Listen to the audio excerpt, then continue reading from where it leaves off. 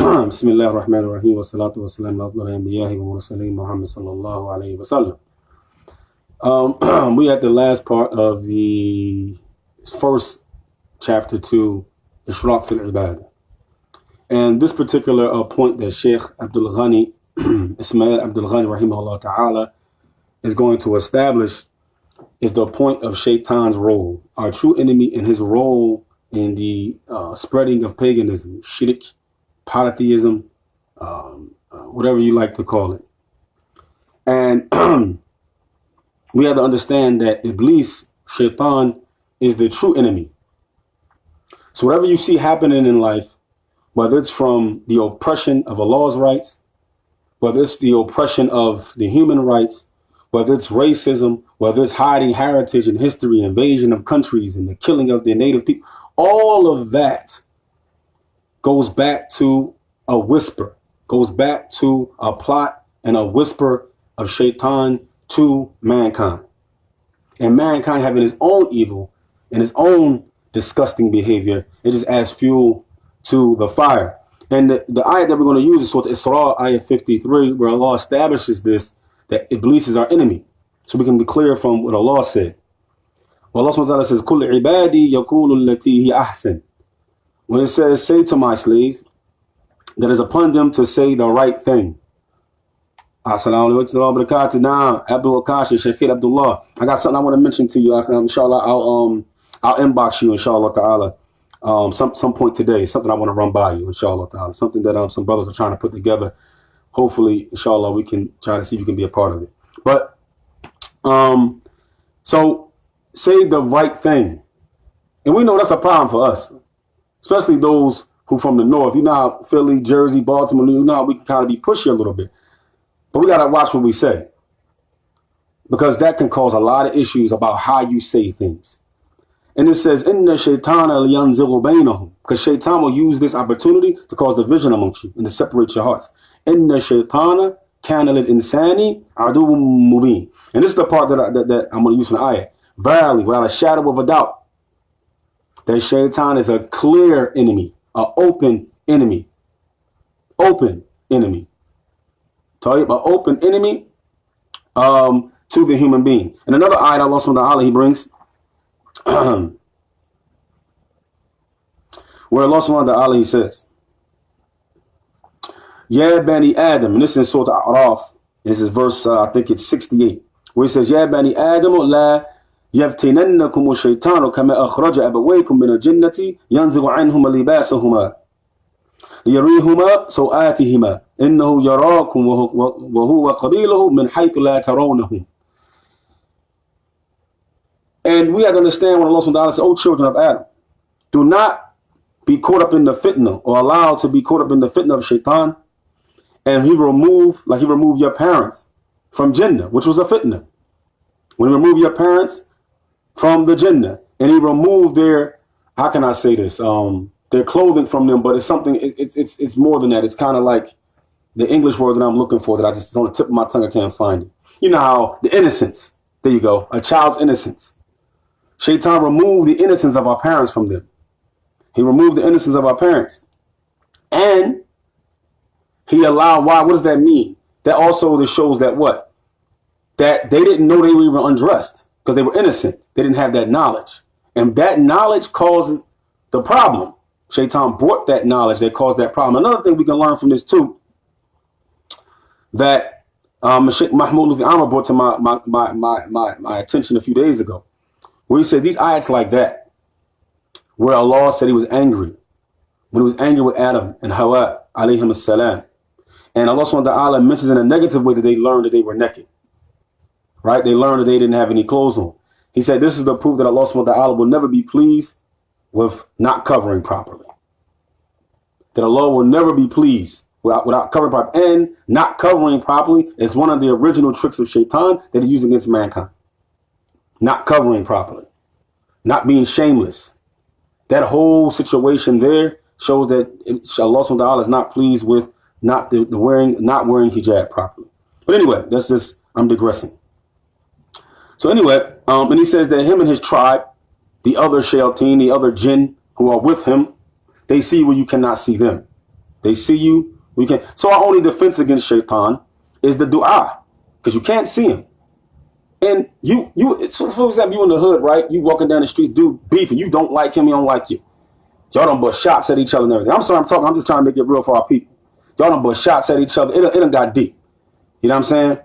You see him, you arm right up. You got the vest on, you put that thing on your hip, you arm right up. Iblis, we only arm for him.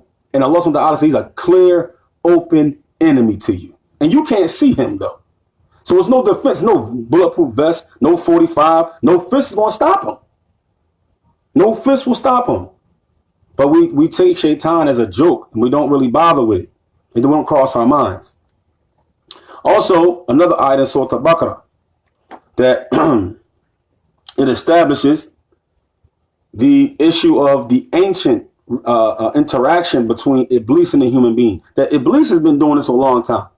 He's been dealing with the human being for a very long time. Even the narration talk about him going in and out of the body of Adam alayhi salam before he was alive. But let's talk about the interaction here between shaitan and our ancestors. Okay? Which will be Adam Hawa. Right? It says in Surah Al-Baqarah, إِذْ قُلْنَا لِلْمَلَائِكَةِ اسْجُدُوا لِآدَمَ. When the angels were asked or were told to bow down to Adam, فَسَجِدُوا إِلَّا إِبْلِيسَ وَأَبَى وَاسْتَكْبَرَ وَكَانَ مِنَ الْكَافِرِينَ. And Iblis, the angels all bowed down except Iblis. He was prideful and he became from the disbelievers. Now, I remember Sheikh Muqsim Maluk, may Allah preserve the Sheikh, for bringing this point out. He said, was it just because he didn't bow down that made him a disbeliever? Because then you would have to say that every time you disobey Allah, or every time you commit a sin, you're just a kafir. What is it that made him a kafir, though? It was a belief behind, he did it behind a belief system why he didn't obey. Iblis literally believed he knew better than Allah. That's disbelief. He believed that he possessed some attribute or some quality that he knew better than his Lord, who created him. This is the part that made him a kafir. It's not just he didn't bow. It's not just him saying no. It's not just you doing something.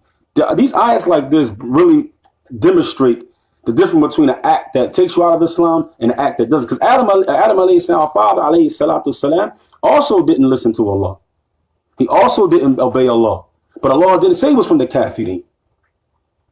Okay? There's a difference between doing a sin out of desire or being tricked or out of desire than doing it out of straight juhd, jahidin, disbelieving in Allah when you did the act. That's a big difference between the two things. But anyway, like I said, I'm digressing. I just wanted to bring that point. Sorry about that. I just wanted to bring that point. But anyway, he says, وَكُنَّ يَا آدَمُ اسْكُنْ أَنْتَ وَزَوْجُكَ الْجَنَّةَ وَكُلَّا مِنْهَا رَغَدًا حَيْثُ شِئْتُمَا. And when Allah subhanahu wa ta'ala told Adam and his wife to live inside this Jannah and eat from it what you want. وَلَا تَقْرَبُوا هَذِهِ الشَّجَرَةَ. And he told him not to go to this tree. فَتَكُونَ مِنَ الظَّالِمِينَ. And you will become from the what? You both will become from the wrongdoers. فَزَلَّهُمَ الشَّيْطَانُ عَنْهَا. So shaitan is the one that tricked them. فَأَخْرَجَهُمَ مِمَّا كَانَ فِيهِ. And he tricked them out of what they already had. In fact, he tricked them with something they already had. They already was going to live forever. They already had the best place to live. But shaitan even told them they could become like angels. Even though, according to some of the early minds, they were already better than the angels. Because the angels had to bow down to them out of respect. And Allah mentions in the Quran that he made the human being, a preferred human being over most of what he created. So according to that, and Allah knows best, there's ikhtilaf in it, but I'm saying is according to these ulama, that Adam alayhi salam was already better than the angels. He didn't need to be an angel. He was already better than them. But shaitan tricked him with something he already possessed. So, وَقُلْنَا اهْبِطُوا بَعْضُكُمْ لِبَعْضٍ عَدُوٌّ. And he says, and Allah subhanahu wa ta'ala, they was told to them to go down to the earth. What? And you will be enemies to one another. Shaitan and the human beings. وَلَكُمْ فِي الْأَرْضِ مُسْتَقَرٌ وَمَتَاعٌ لَهِينٌ. And in the earth will be a place of living and longing for a while. Right? For a while. And Allah subhanahu wa ta'ala فَتَلَقَّى آدَمُ مِنْ رَبِّهِ كَلِمَاتٍ فَتَابَ عَلَيْهِ إِنَّهُ هُوَ التَّوَّابُ الرَّحِيمُ. And Allah subhanahu wa ta'ala gave Adam words of tawbah, how to make tawbah. Because Allah is the all-forgiving, the merciful. So Allah didn't leave our ancestors without a way to repent and a way to Him, which is Tawheed. Which is Tawheed in this very sense. To make Tawbah to Allah and to seek His forgiveness is actual from the core issues of Tawheed. And may Allah also make us from those who seek His forgiveness. Now, I just wanted to establish these ayat to establish the principle of shaitan and his interaction with the human being, his negative interaction with the human being. Okay? And it says, fitna to shaitan fi akhir al-zaman. This is a piece of the book, Taqweed al-Iman, by Sheikh Ismail Abdul Ghani, rahimahullah ta'ala, where he mentions the tribulation of shaitan in the last days. And we know shaitan will have a role to play. We see his original role to play. We also see his role to play in the beginning of shirk. We also see his role to play with the people of Nuh. Because shaitan is the one that came as an old man and whispered to them and guided them from Tawheed to shirk. So we see shaitan's ancient interaction with our ancestors, and all of it was negative. All of it was negative. Helping to remove our parents from Jannah and be put here on the planet Earth. Okay? Right? And also to remove Tawheed and Iman from our ancestors, from the people of Nuh alayhi salatu salam, and call the human being for the first time in our history to paganism. So shaitan's always been interacting with us and has always been in a negative way. It says, أخرج مسلم عن عبد الله بن عمر رضي الله عنهما قال رسول الله صلى الله عليه وسلم. And this hadith is narrated by Abdullah ibn Umar radiallahu anhuma, him and his father, may Allah be pleased with them both, that the Messenger of Allah alayhi salatu wasalam, he said, يخرج الدجال فيبعث الله عيسى بن مريم فيطلبه فيهلكه. He says that the Dajjal will come out. The Dajjal will come out. And Allah will send Isa ibn Maryam alayhi salatu salam, and he will search for the Dajjal and then kill him. And we know how the story goes. The narration with the sword, he will kill him out at the Bab of Lut. And I think that's the capital now. It's called Tel Aviv in Israel. Okay, occupied Palestine. ثم يرسل الله ريحا باردة من قبل الشام. Then Allah subhanahu wa ta'ala will send a gentle wind that is a cool breeze, from the way of Sham, from the direction of Sham, which is Palestine, Syria, and what else is up there? Jordan, and up in that area there. And he says, لا يبقى علي وجه الأرض أحد في قلبه مثقال ذرة من إيمان إلا قبضته فيبقى شرار الناس. And he says that there will not, after this wind comes underneath the armpits of the believers, and not one person will be left, not even a mustard seed. You have a mustard seed of Iman, you will not be left on earth. You will not be left on the planet Earth. Right? Even if it's a mustard seed. It says, لا يبقى على وجه الأرض أحد في قلبه مثقال ذرة من إيمان. And not one person who has a mustard seed of Iman in his chest will be left. And this goes to show you what? From our Aqidah. That Iman increases and decreases. Because the fact that the Iman can drop down to just a mustard seed shows that it was at a higher level at some point. It shows that it had to fluctuate. It had to go from somewhere to the bottom, or from the bottom to the top. And only will be left the most evil and disgusting of people, right, will be Ahlul Shirk. This establishes the principle that shirk, paganism, and polytheism is the worst sin that an individual can commit. It's nothing, not sleeping with somebody's mother, not raping somebody, not killing somebody. All these are evil and disgusting. But nothing is more disgusting and wretched that makes a person from the wretched other than paganism and polytheism. Not one thing. And it says that these people who will be left will have ahlam al-sabbah. And that means that they will have like they will have the behavior of animals. No intellect, just savages. لا يعرفون معروفا ولا ينكرون منكرا. And they will not know any good, and they will never speak out against evil. And they just do what they want. That's basically what we're saying. They getting theirs in, they doing whatever comes to their mind, that's exactly what they're going to be doing. That's it. It ain't no, man, let me think about that from, that's not really cool. Let me fall back. None of that's going to happen. There ain't no fall back. Whatever comes to their mind, they are doing. فَيَتَمَثَّلُ لَهُ شَيْطَانٌ. And in this state, Shaitan will come to them. And here, I don't know if Shaitan will come to them. It says he may come to them. يَتَمَثَّلُ لَهُمُ شَيْطَانٌ. He'll come to them in some type of form. Right? And this goes to show you what? Like he did the same thing with the people of Nuh. That's why don't be surprised that you have secret societies and places that people with power and money, okay, are dealing with the shayateen like this. That the shayateen come to somebody as a man, or some form, and deal with these people on their level and giving them advice and telling them what to do, whether they know it's shaitan or not. They could or they could not. Because the text of Quran and Sunnah doesn't deny that fact. It doesn't deny it. It doesn't deny that shaitan comes to the human being and works amongst the shayateen, amongst man and jinn. They don't deny that. Look at Resort to Jinn, where it talks about the seeking of refuge of the man with the jinn and the jinn with the man. It's clear. Ayats in the Quran talking about the secret councils, the Najwa. All of these ayats in the Quran is telling us that the reality of man and jinn have interaction. And we showed you in the beginning that the interaction between shaitan and our ancestors is ongoing. It's ongoing. It has never been positive. It's ongoing. So he says, so shaitan for yakulu. Shaitan, he says, Alla tastajibuna for yakuluna. He said, will you not listen? Will you not answer my call? For yakuluna madha ta'muruna. And they're going to say, what do you command us with? Okay? What's up? So that goes to show you, don't be surprised that this is happening today. There's somebody, some people, some rich people in some room somewhere acting a fool. And then asking shaitan, what madha ta'muruna? What do you command us to do?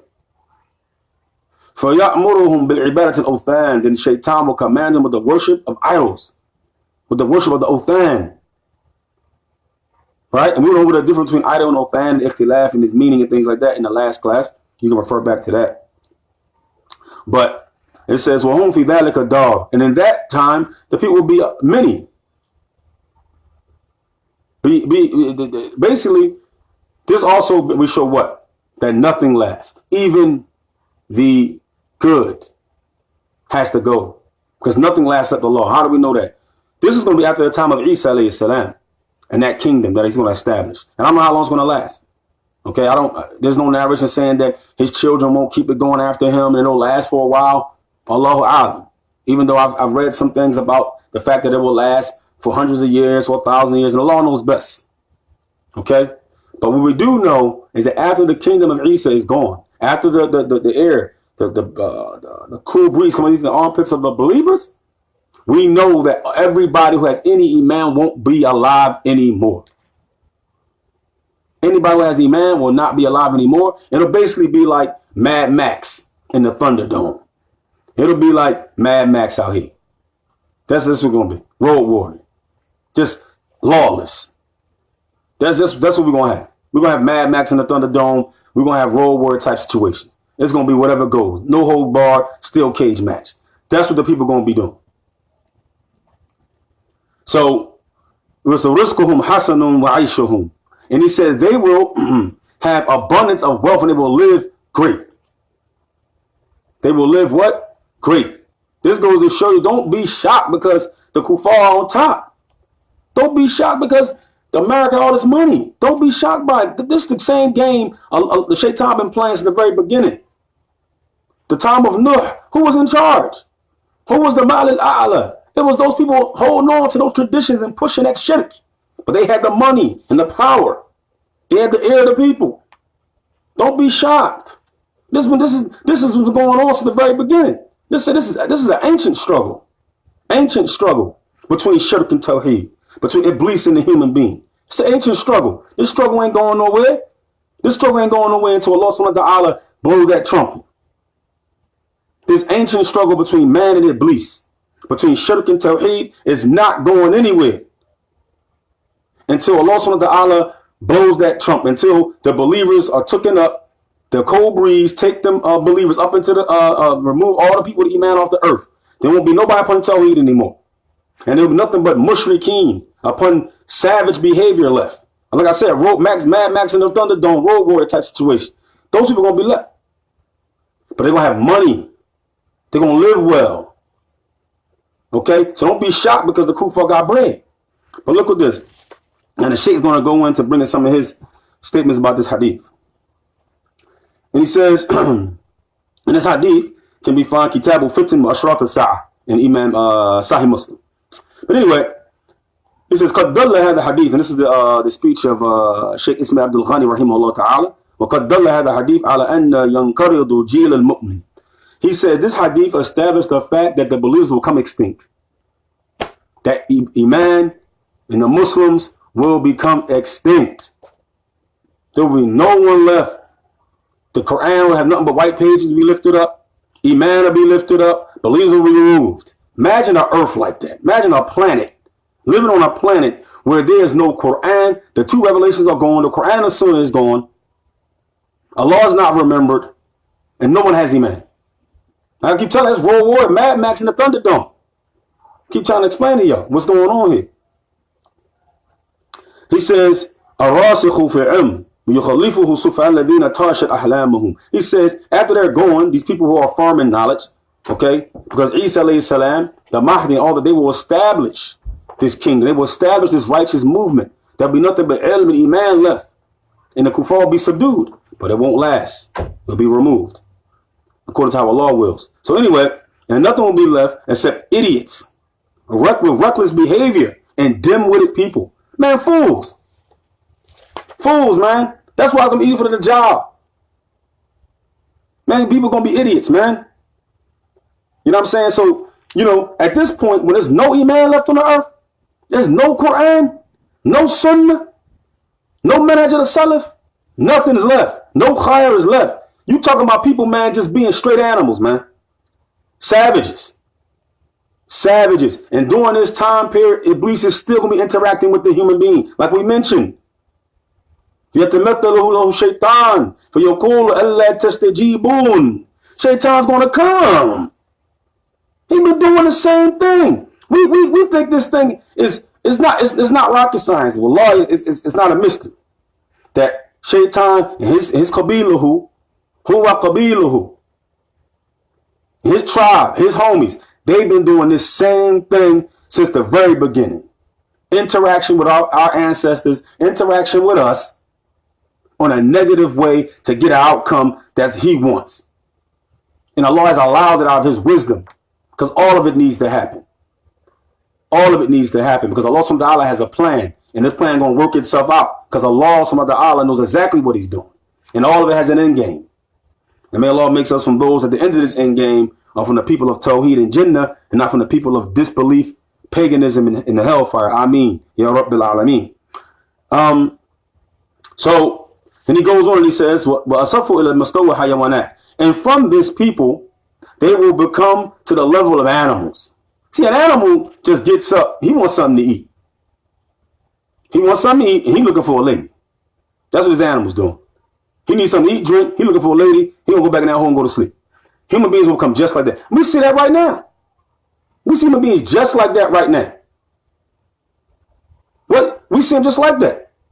Man, guys get up, eat, go to work, sleep, fornicate. Man, it's no different than a sabah, a timsah, an alligator, a savage beast in the jungle. No different. And this person got aql, he got intellect, he can think.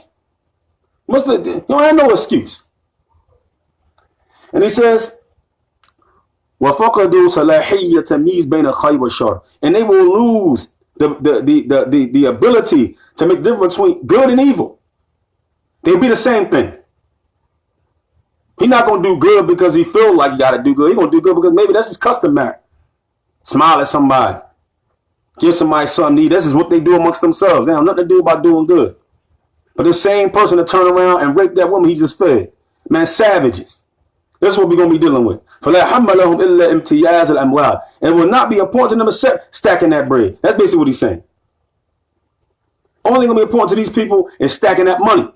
Because we already know the hadith about Islam said, what? وَهُمْ فِي ذَلِكَ دَارٌ. There will be many. And the ability to have wealth. It'll be powerful, right? رِزْقُهُمْ حَسَنُ عَيْشُهُمْ. And their risk They will live a nice life. You know what I'm saying? Come imagine that. You a savage, your baby is savage. This is why we should not. See, look. And the Shaykh's going to explain, I'm going to stop when he brings this point. He says, وَتَحَامَ حَرَامٌ يأتيهم الشيطان فيقول لهم إنه من عار أن يعيش إنسان بلا دين والطريق فيقبلون على الدين يبحثون عنه ولكنهم لا يصدرون عن كلام الله ورسوله بل يحكمون عقوله حيوانية سبيانية. Listen to this right. Shaitan is deep. May Allah curse him. He says, so they want to get into the haram. That's it. فيأتيهم الشيطان. Now I'm gonna come to them ويقول لهم that it doesn't make any sense for you people to live without a deen. Look at this. Look at this.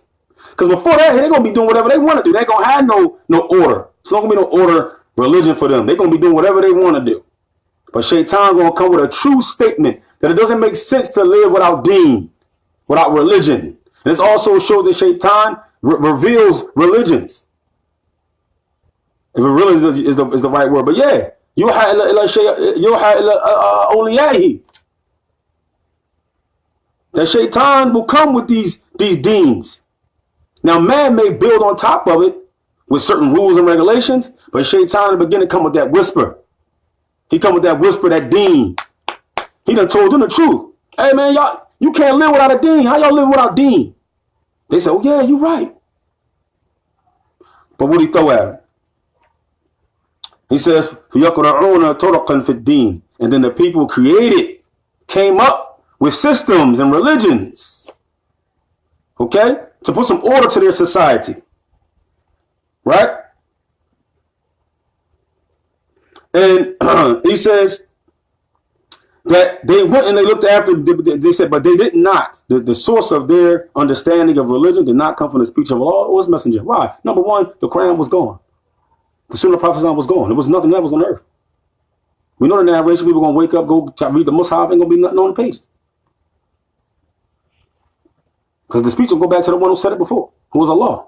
Because it's his speech, and it's not created. It's Allah's speech. He's going to go back to Allah. Allah spoke it. And it's his speech, whether you write it on the wall, put it in the Mus'haf, whether you recite it, whether you write it on a piece of paper, it still goes back to the speech of one who said it before. So, then he says that they will use their intellect to come up with religion, which will be based upon their intellect will be based at this point like animals and savage beasts of the jungle.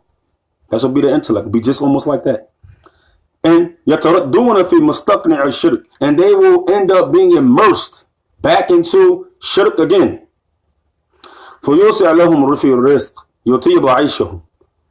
فيزدادون بذلك إغلالا في الشرك وبعد عن الهدى. He says that when they get back into this shirk, then the doom is going to be opened up for them. So don't be shocked. And their life going to get better.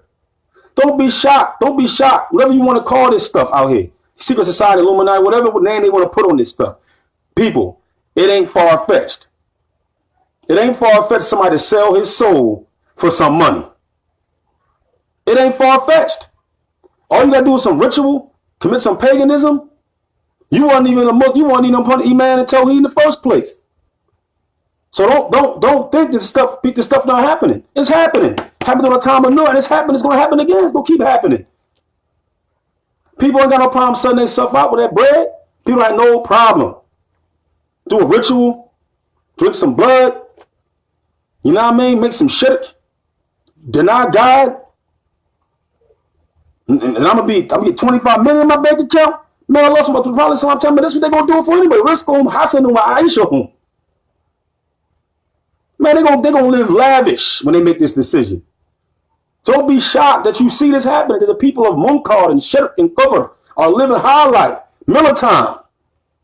Don't be surprised. Don't be shocked by it. This is a reality. So, and when they do that, by that living, and when they make the decision to get down with this shirk and this kufr again, the ighlal, and there will be what? it will be a deception for them because they're like, whoa, wait a minute. Man, we living high off the hog like this. All I got to do is say Allah don't exist. All I got to do is, man, don't get down with none of that. Get down with this shaitan. Do these rituals. Worship this rock. Oh, this got to be the truth because I'm paid. Look at the deception. Look at the game. So, but it does what? And it keeps leading them away. Because why somebody want to lead that? Man, you driving a Mercedes, man. Back at this time, you living in a castle probably. You living it up. You got a moat around your crib. Man, you got gold, diamonds. You living it up. Every woman you could want, you living it up. The same thing with the Muslims. You got people make a statement like, man, every time I try to practice deen, man, I'm poor. See how Shaitan play them games? That's a law testing you, Aki. There's a lot of Muslims who ain't poor that practice the Sunnah and Salafiyya and try to call to this way that ain't living poor and ain't struggling as far as wealth is concerned. That Shaitan got you blinded like that, got you in this little small box thing because you walking around, you see a lot of poor Muslims, you live in a poor area, and you see religious people practicing, but they struggling financially. Bro, the world's small. The world ain't that small. The world ain't that small, Aki. But that's the game that Shaitan play. Then you'll see somebody who ain't on a deen, who may be a disbeliever or a Muslim sinning, man, they living it up. They going to Hawaii, Honolulu, that water splashing on them. They living it up. Because we say to ourselves, man, I'm practicing deen, I'm poor, I'm broke. You know what I mean? But if I do this evil, I get on this block, look at them, they doing, nah, that's all game, man. It's a lot of people who practice Islam, who are Muslims, sincerely trying to be Muslim, who got a lot of money and influence. And there are people who are amongst the Muslims who are poor. Same thing for the kuffar. Yeah, Ahi, you live in a neighborhood with kuffar who are poor. That's Allah's decision. Allah knows who deserves the wealth and who doesn't. And Allah gives all of that to whom he wills, love or hate.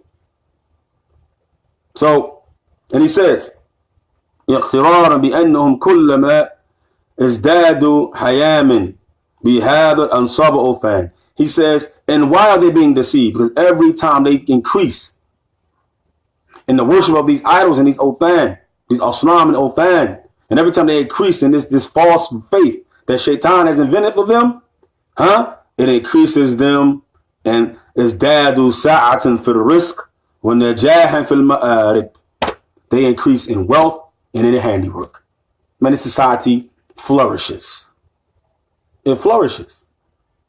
It flourishes. It flourishes. So people say, oh man, look, man, the kuffar, man, they got it all. They got it all. But this has been going on since the beginning of time. This has been going on since ancient times. So we see Shaitan, his interaction at this time is doing one thing, calling the people to shirk. Because they was already getting their sin on. Before he came and told them about this shirk. There's also the scary part is sins lead to shirk.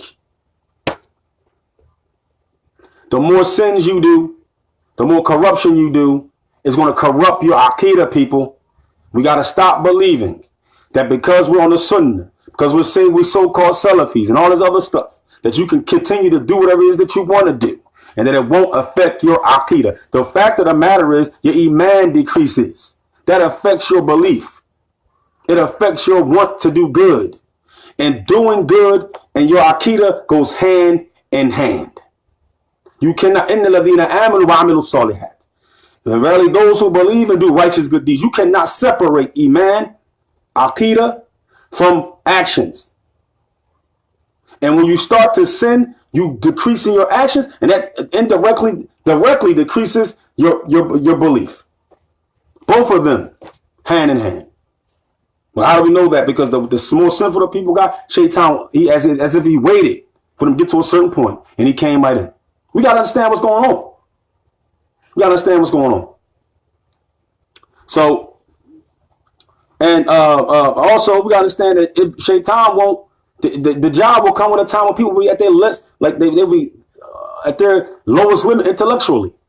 That's how he gonna be able to come. Somebody gonna follow somebody with one eye, short and plumpy looking dude coming from Iran. The only way you gonna follow somebody like that, you gotta be a straight idiot. This is why you'll find that this whole issue of the job because people be at a dumb state. Because shirk and sins and all that stuff decreases your iman, it decreases your intellect. Anytime you worship in an idol that you put food there for it to eat and flies are taking the food, rats eating the food, the thing ain't moved yet and you still scared of it. Man, that's your intellect has been decreased. Plain and simple. And this is the problem with shirk. This is why we shouldn't remain quiet about it. It's disgusting and evil. It's the worst thing you can do. So, فَيَجِبُ أَنْ يَحْضَرَ الْإِنسَانَ مَكْرَ اللَّهِ. And it's wajib upon the human being to warn from the makr of Allah. We're not calling Allah al-makr. And that's a whole other issue to explain that how that goes.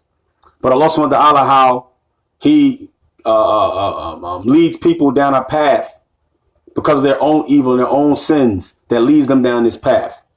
Okay? لأن العبد قد يكون مشركا. Because a person can be a mushrik. طالبا من غير الله تحقيق أمانيه وقضاء مرابيه فيقضي الله حاجته ويعطيه سؤاله امتحانا imhalan. And he says, because a person may be a straight mushrik, enemy, and he may worship other than Allah, but Allah subhanahu wa ta'ala may give him what he wants from his dreams and desires in the dunya. Because Allah gives to whom he wills and whom he loves. Okay? And he says, and Allah may give him the ability to be proficient in his handiwork. Dude may be good at what he do. Because Allah ain't unjust, my dude. Man, if somebody put that work in to be something good, they be good. Michael Jordan, man, put that work in. Iverson put that work in. Carson Wentz and the Eagles, they put that work in, man. They put that work in. And they won the Super Bowl, they put that work in. People become CEOs. They put that work in. Went to school, put that work in. Was at that company 10, 15, 20 years. Finally got the CEO. They put that work in. Allah's not unjust. Not unjust. For Kafir come, a Muslim come, they put the seeds in the earth. The Kafir he put his work in on that harvest. Make sure it's watered, take care of it. And the Muslim don't. Man, that seed gonna grow for the Kafir. That seed ain't growing for that Muslim. So Allah is just. So, and Allah gives them their needs and gives them answer their questions when they ask in the dua as a test for them to keep doing whatever it is that they're doing. Because Allah has decreed the hellfire for them, has decreed misguidance for these people out of his own cosmic wisdom. That has nothing to do with me and you. And Allah knows full well what he does to his slaves, and he's just. So, يَحْسَبُ أَنَّهُ يُحْسَنُ الصُّنْعَ. And the people gonna think they're doing good. How many people think out here doing this crazy stuff, man? They think they're doing the right thing. They're protecting the country. Patriotism. They think they're doing the right thing. They think what they're doing is khayr, is good. I'm defending the sunnah. I'm defending this. But you're doing nothing but slandering people, destroying families. But you think you're doing the right thing. It's all a game. فَلَا يُثِيقُ الْإِنسَانَ بِالنَّجَاحِ وَلَا بِخَيْبٍ. Now, the person shouldn't put all of your trust in if Allah loves or who Allah doesn't love in success or disappointment.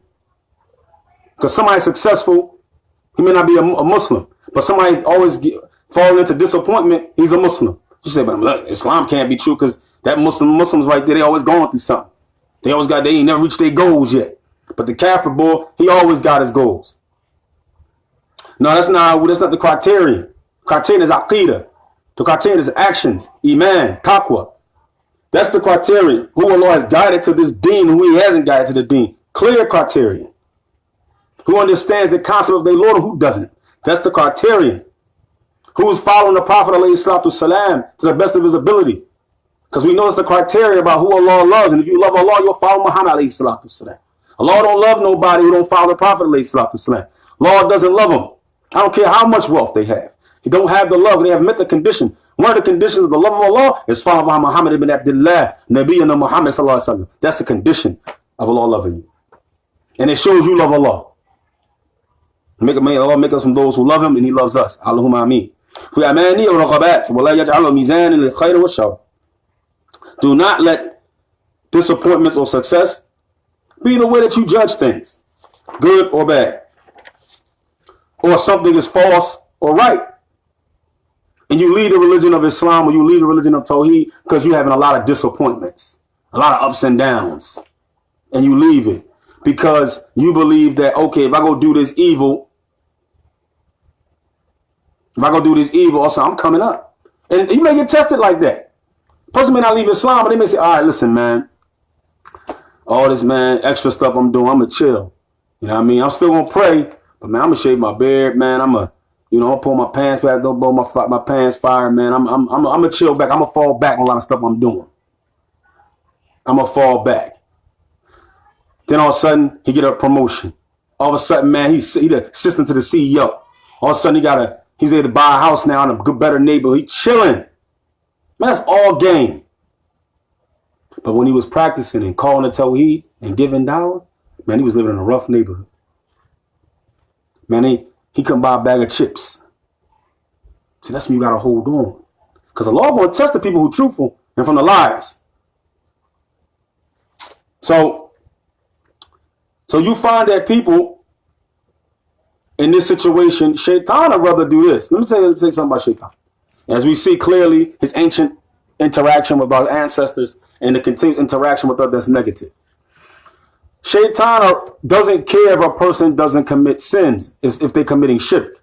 For example, if somebody is a mushrik and he don't steal from nobody, he doesn't slander nobody, he ain't fornicating, he don't rob nobody, he ain't selling no dope, he ain't listening to no music, he ain't doing none of that. But he worshiping a cross. He's praying to the sun. He's worshiping a tree. Guess what? Shaitan's okay with him not doing the rest of that.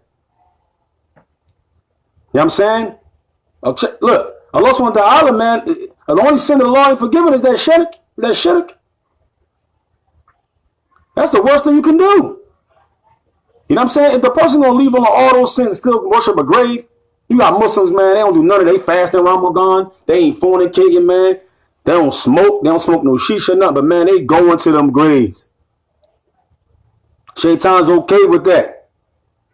But also, he don't have no problem putting sins in your way to weaken you to the point where you may leave Islam. That's just what we got to understand this. I'm going to say this again. The interaction between us and Shaitan has always been negative. And Shaitan he was the one who called to that innovation of shirk in the beginning. It's an innovation.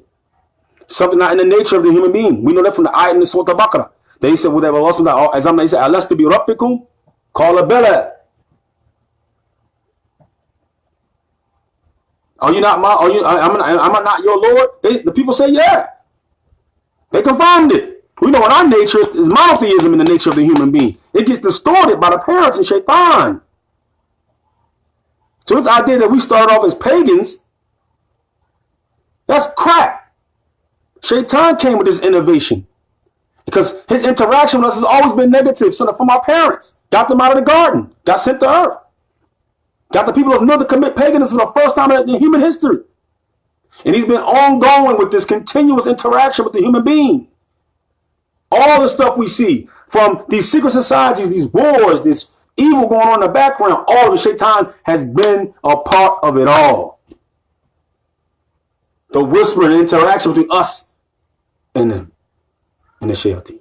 And some of the human beings have sold their souls and sold out their race, the human race, to get down with Shaitan and his to get down with Shaitan and his people and his tribe. And sold out the human being and working with the Shayateen to bring nothing but misery and pain to their fellow human beings. And push shirk and push sin and push disgusting behavior. Why? Because all of it leads to what? Disgusting behavior, homosexual, all of that stuff leads to leaving of alone Tawheed and leaving of obedience to Allah and going to be into paganism and outright unruliness and reckless behavior. That's what it calls to, and that's the end game. So if we want to be people who are not reckless in our behavior, if we want to be people who are not reckless in our belief, we want to be people who are not reckless in our actions, then we have to go back to what? Our nature. And our nature as human beings is following Tawheed. Our nature as human beings is following the messengers. And our messenger is Muhammad ibn Abdullah sallallahu alayhi wa sallam. He is the guideline to what is correct and isn't. He is the guideline to what is reckless behavior and what is not reckless behavior. And I ask Allah to make us all from those who see Shaitan for what he is and see his plots and his plans and knows when he's trying to interact in your household, interact at your job, interact in your life. And may it make those who stand firm with dua in the following of the Prophet ﷺ, so Allah can love us and send us a protection against this enemy, who's a clear open enemy, who has been doing this and running the same game on our ancestors up until now, and our father Adam and Hawa since the very beginning. He doesn't want good for us, and he wants us to commit shirk. He wants us to commit paganism and polytheism. And I ask Allah subhanahu wa ta'ala to make us from those who are the people of Tawheed, enter into His Jannah, and save us from those who are from the people of shirk and innovation, who may end up in the hellfire. Allahumma ameen. Assalamu alaikum wa rahmatullahi wa barakatuh.